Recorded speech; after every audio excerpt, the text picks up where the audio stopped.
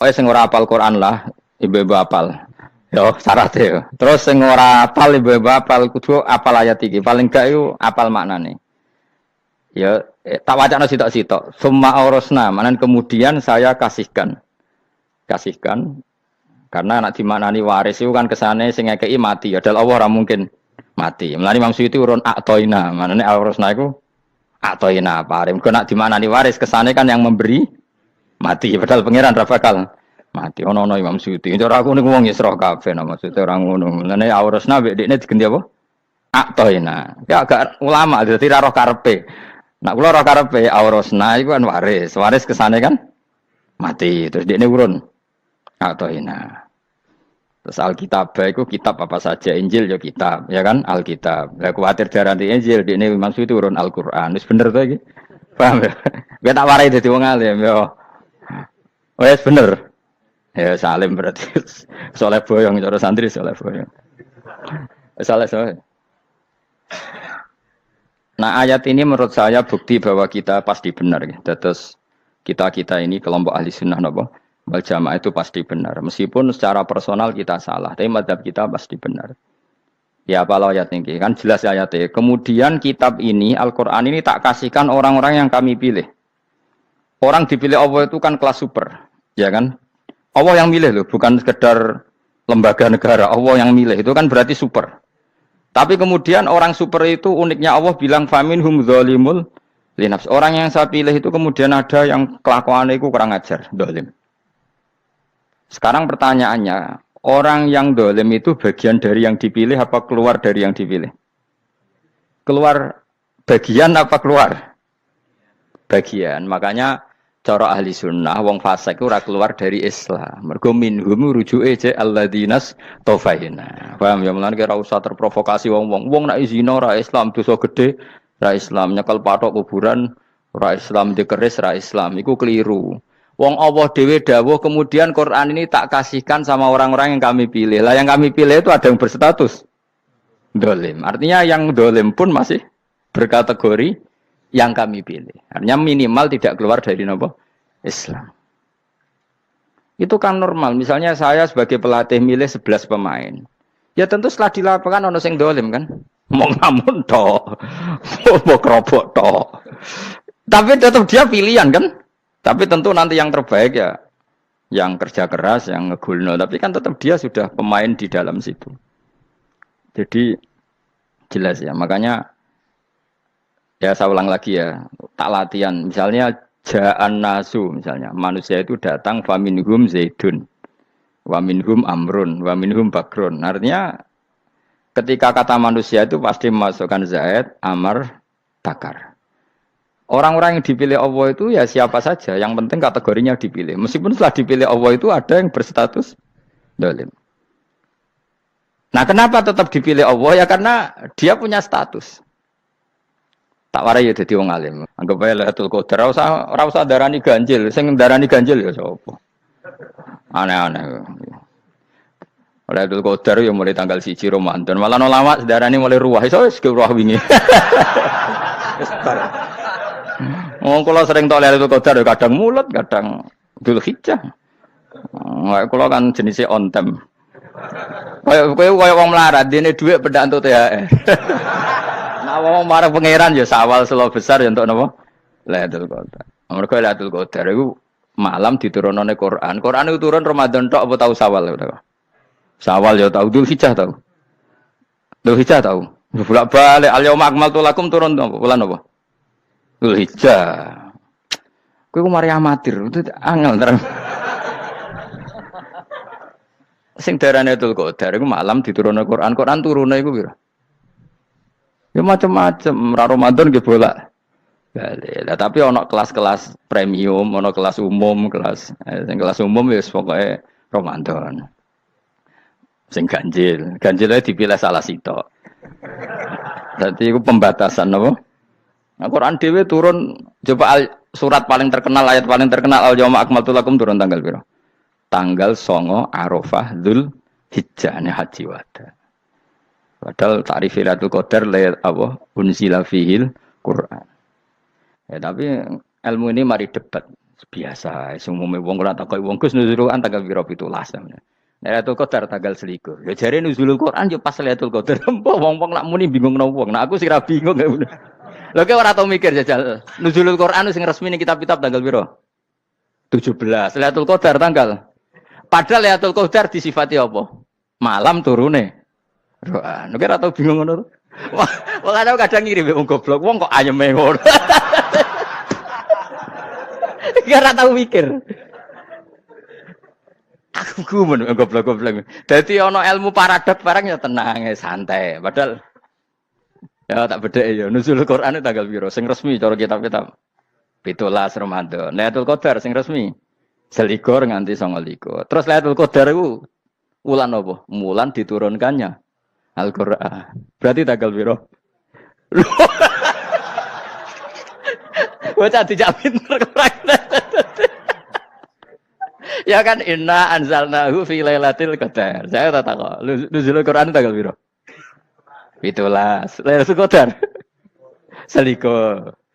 Terus Lailatul Qadar ke malam diturunkannya Al-Qur'an turun tanggal 17. Berarti Lailatul Qadar tanggal ada dik. Ora tau kalau yo gumen mek wong-wong. Yo kok penak weh. Mulai dadi wong alim loro, Kang ora usah mari eskal. Ngaduk ditung bodho penak. Pokoke nuzul Quran piro Kang 17. Lailatul Qadar selikur. Lho jare Lailatul Qadar pulang tujune Quran kok beda tanggale. Kan gak tau ge mikir. Alhamdulillah. Tapi Ron, Lailatul Qadar tanggal piro? Saiki pinter. Tanggal piro, Bos? 17 berarti wis kliwat. Jadi ilmu itu kabeh bingung no kan. Ya biasa bingung. Mulane yang bodoh barokah. Barokah. Barokah. Kulo cara ora dipilih pangeran nggih milih dadi wong bodoh, Kang. Tapi wong pangeran milih kulo dadi wong pinter dadi tak syukuri wae. Tapi kadang kulo iri, wong bodoh ku iri. Modele penak urip ngono. Santai. Ya saiki ya Lailatul Qadar iku sifate apa? Inna anzalnahu fi lail. Normale kan ainu nuzulil Quran yo ainu lailatul qadar. Berarti tanggal piro? Dorawade ta. Innalillahi wa inna ilaihi raji'un. Kita warai ilmu cara wong alim. Meskipun sampean boleh bantah siji yo kadang keterbatasan ilmu. Nomor loro hasud, bantah kan sebab macam-macam. Hasud, nomor telu bantah gue kegiatan. Kayak wong kuliah nak gak kritis kan darani ra pinter. Jadi cocoklah ya kudu bantah. Engko khas-khasan cerdas apa? Nomor 4, bantahan itu sifatnya wong wedok. Menang kalah protes. Berarti kowe ora lanang berarti wedok, tukang protes itu wedok. Nomor 5, bantah itu berarti dia punya keiskalan tapi gak bisa keluar dari keiskalan itu. Jadi problem Anda ditimbangkan ke saya, itu ya ora sopan. Problem-problemnya dhewe kok ditimbangkan ke saya. Begini terang hukumnya Allah Ta'ala itu ada yang berstatus itu lugu. Lugu itu ya lugu ummi. Karena agama ini memang ummi. Ummi itu lugu. Sehingga agama ini tidak perlu diterangkan. Ketika Abu Hanifah, agama ini ketika datang, itu orang lugu. Lugu itu murni. Murni itu proporsional. Sehingga sifat ummi itu baik. Misalnya saya bilang gini, rungono awas kena keliru. Kalau kamu sholat itu batal kalau makan. Itu ukurannya 1 upo apa 1 piring? 1 upo kan? Itu sudah batal. Terus kalau saya bilang gini, Jong nak tamu keimangan, itu 1 piring tak 1 upo. Ndak jawab ya? 1 piring. Orang iso misal, tak keimangan gue 1 upo. Nah, lalu Anda ditanya gini, lalu definisi makan itu apa? Memasukkan 1 piring ke mulut, apa 1 upo ke mulut? Dalam bab sholat, 1 upo ke mulut itu makan. Tapi dalam bab hormat tamu itu 1 piring. Setuju ya? Tak warai pinter kayak. Ayo tak warai ya. Wes setuju ya? Wes pinter. Lo jawab wes pinter. Urung.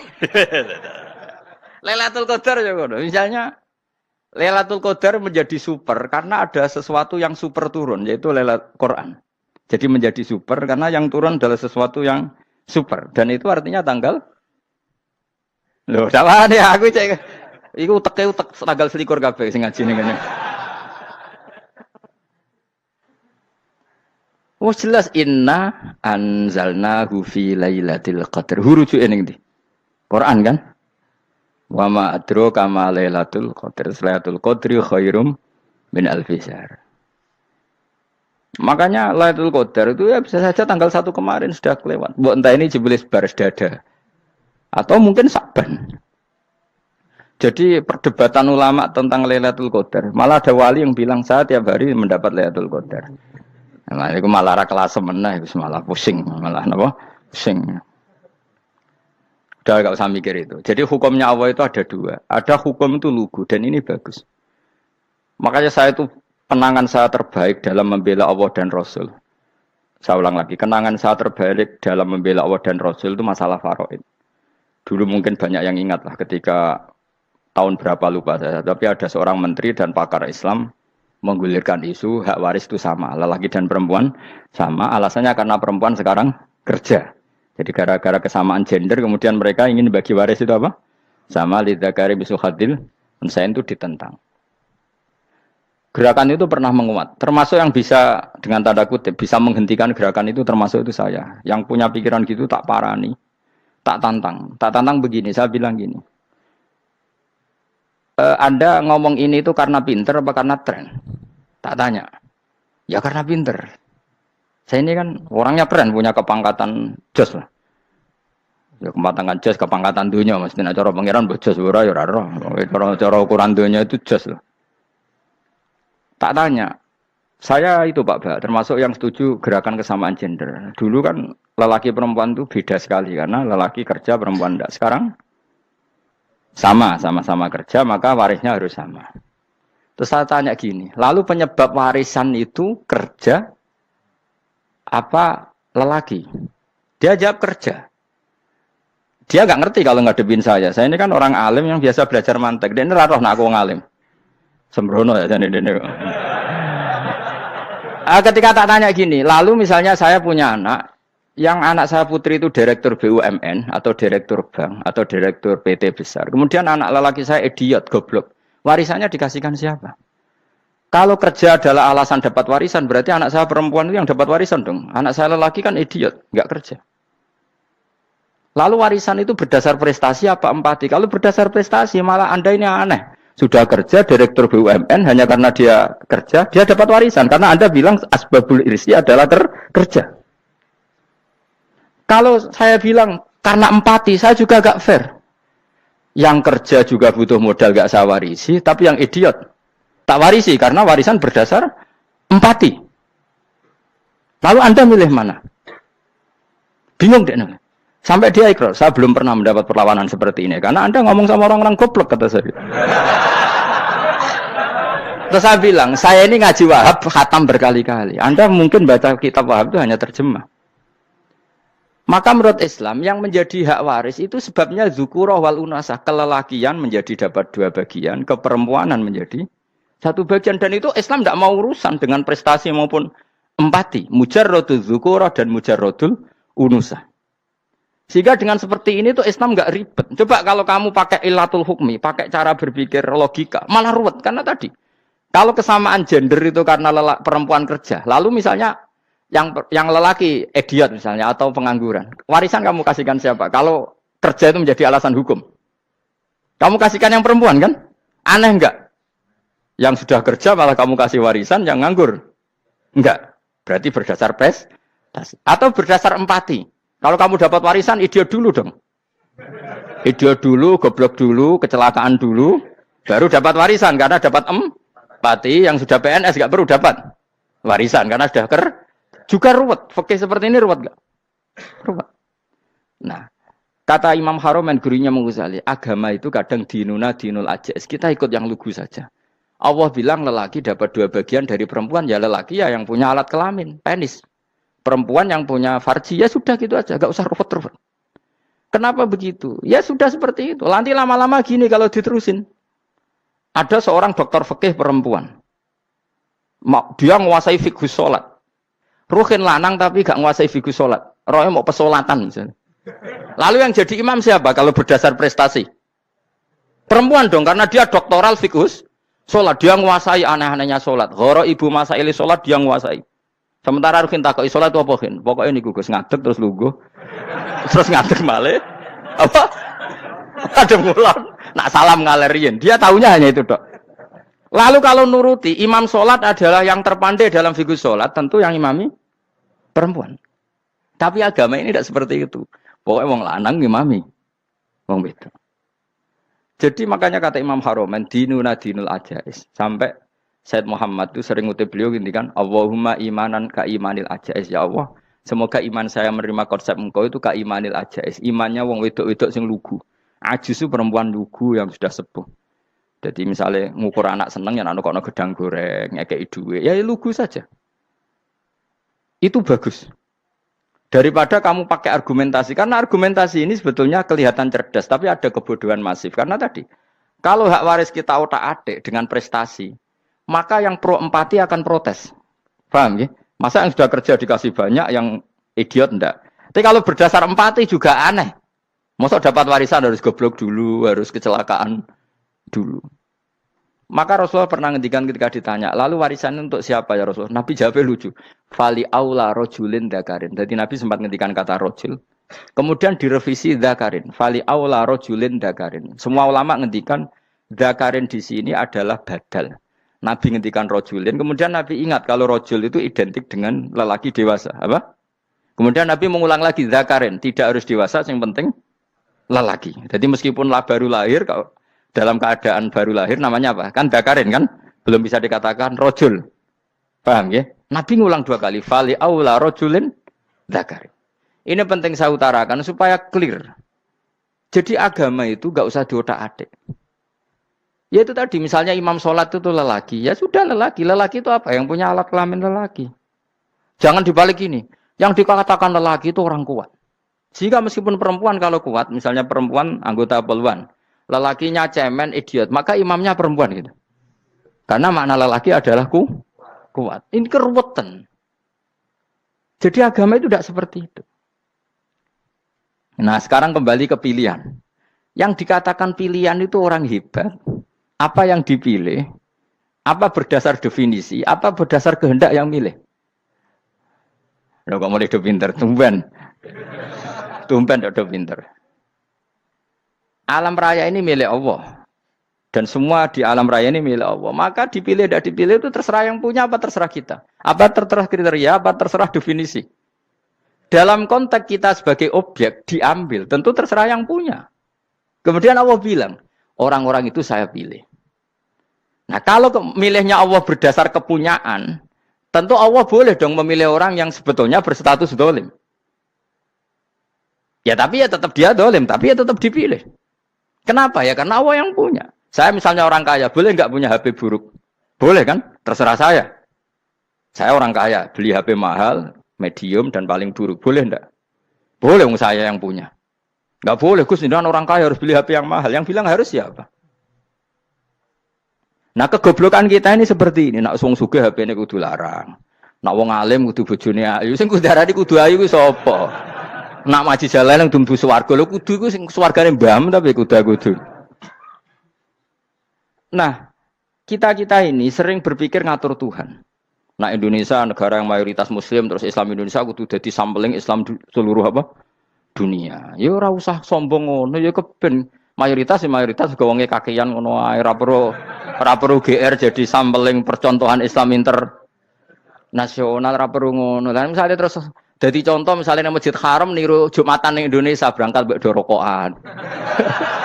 Bariku tekike diusep-usepno ning pojok pager. Lah misalnya wong Mekah terus do ngono kabeh karena mencontoh Islam Indonesia. Kacau gak? Ora usah GR ngono biasa wae. Napa? Biasa wae. Terus misalnya mencontoh Islam Indonesia, Indonesia anak jaran Wali Songo terus tahlilan nunggu nganti setengah jam. Lah terus raudhah dikepung ngono rak macet Mekah Madinah. Mergo agar ziarah Nabi terus lungguh apa? Sak jam. Nak ning wali sak jam ning Nabi 2 jam lah kira-kira gitu. Ya malah nganyak Kanjeng Nabi tuh. Nabi sekaruan Afdhalul Khalqi mbok dongakno wa maghfir lahu warhamhu. Iku malaikat sak langit misah. Ya Nabi kok ndongakno di sepuro. Kowe tapi ya butuh sepuro. Enggak boleh doakan Nabi gitu enggak boleh. Allahumma sholli ala sayyidina Muhammad wa ala alihi. Enggak boleh pakai ighfir lahu. Masalahnya kita tahlilan apa alam donga iku terus kamu gunakan ya misalnya terjadi percontohan Islam dunia terus Nabi kapundhut ditalkin, nak ditakoki waman rabbuka piye. Terus Nabi warai waman nabiyuka. Mesti Nabi yo pro, lah aku Nabi coba takoki. Jadi kita ini sering kumo luhur karena kita mayoritas terus jadi percontohan ora usah ngono. Paham ya napa? Ndak usah ngono mayoritas ya mayoritas sae tapi ora usah GR jadi apa? Percontohan internasional. Mungkin kalau masalah Islam damai ya bagus. Tapi itu kan tidak hanya Indonesia. Di mana-mana yang Islam damai juga banyak. Dan yang tukaran juga banyak. Toh yang tukaran nggak pernah maklumatkan diri ini percontohan janda. Ya biasa saja. Saya ulang lagi ya. Maka menurut saya nggak akan benar pendapat Khawarij atau pendapat Islam-Islam yang keras bahwa orang dosa besar itu keluar dari Islam. Karena ketika Allah mengatakan, kemudian aku pilihkan kitab ini, tak kasihkan orang-orang yang saya pilih. Itu diantara yang pertama adalah, meskipun mereka sebagian tetap zalim. Artinya tetap zalim itu tidak menjadi dia keluar dari status Islam. Paham ya? Sekarang saya tanya, yang dikatakan warga Indonesia itu siapa? Ya siapapun yang bergeografis di Indonesia, lahir sebagai akte Indonesia, saya orang Indonesia. Kemudian ada yang penjahat, ada yang maling kita penjara. Apa dia keluar dari kebangsaan Indonesia? Enggak kan? Sama ketika orang Islam menjadi zina dan fase koruptor, keluar dari Islam enggak? Enggak. Karena Allah tetap bilang faminhum. Apa? Faminhum. Jelas ya? Wes kayak gak ngarah Khawarij. Napa? Kalau Khawarij cara berpikir itu ekstrim. Setiap dosa besar itu mengeluarkan orang dari status Islam. Oh, itu bahaya sekali. Karena nanti kalau itu iya, kita akan kehilangan banyak orang nopo Islam. Makanya Nabi nanti ngendikan, saya berharap yang nanti masuk surga dari umatku itu separuh, 2/3. Itu kata ulama-ulama. Kalau kita pakai mazhab Khawarij, orang Islam itu tidak sampai 1/3. Karena banyak yang keluar dari Islam. Duwe keris gak Islam, duwe akeh ra Islam. Nglakoni jimat gak Islam, nyekel patok gak Islam, dosa gede gak Islam, korupsi gak Islam. Terlalu banyak yang kita usir dari Islam. Lalu kita ngusir atas nama apa? Coba. Kalau atas nama Tuhan, kamu tidak Tuhan. Atas nama wakil Tuhan, Tuhan tidak pernah mewakilkan ke Anda. Orang-orang mandate. Yang kita tahu dari Quran ya ayat ini, tsumma awrasnal kitabal ladzina astafaina min ibadina. Kemudian kitab ini tak kasihkan orang-orang yang saya pilih. Dan orang yang saya pilih itu faminhum zalimul li nafsihi. Dan sebagian dari itu adalah orang dolim. Dan itu jelas bagian dari itu. Artinya keluar apa masuk? Keluar apa masuk? Masuk. Meskipun ya yang dolim tetap berstatus dolim. Kayak warga Indonesia, ini semua warga Indonesia. Paham ya? Yang maling ya tetap warga Indonesia. Meskipun ya tetap maling. Jelas ya? Betul nanti. Makanya ahli sunnah itu pendapatnya, falam nukafir mu'minan bil wisri. Kita tidak akan mengkafirkan orang mukmin hanya karena melakukan dosa. Kenapa ya? Karena Allah bilang faminhum setengah sangking itu masuk bagian. Dan itu luar biasanya Allah disebut istofaina. Tetap orang-orang pilihan. Maka ini penting saya utarakan supaya kita ini tidak sok-sokan. Ya. Terus yang zalimul nafsi pun potensi dimaafkan sama Allah. Asal dia tobat, dan tobat itu sama Allah nggak ada batasnya. Malam yuhur kiri sampai apa? Nafas apa? Terakhir. Dan kadang orang itu sebetulnya nggak niat tobat, cuma ada perilaku tertentu sehingga dadian Allah itu simpati. Itu juga banyak yang diterima tobatnya Allah. Makanya kata ulama-ulama itu, istighfar itu tidak syarat diampuni. Yang menjadi orang terampuni itu kehendak Allah. Istighfar itu bagian kecil dari syarat-syarat itu. Bisa saja orang tanpa istighfar tapi diampuni Allah. Misalnya Allah dawuh, wa yaghfiru ma duna dzalika limay yasha. Itu bukan limay yastaghfir tapi limay yasha. Contoh masyhur kan, kamu pernah dengar kan ada orang nakal itu, mumisah itu ya kira-kira lonte atau apalah. Dia datang pulang ketika melihat anjing ngeleti pasir, dia berpikir ini kehausan kayak saya. Kemudian dia turun ke sungai memberi minum anjing itu, kemudian Allah memaafkan dia karena itu. Pas itu di semua hadis riwayatnya dia tidak pernah istighfar. Telah punya perilaku yang menjadikan dia diampun. Banyak enggak seperti itu?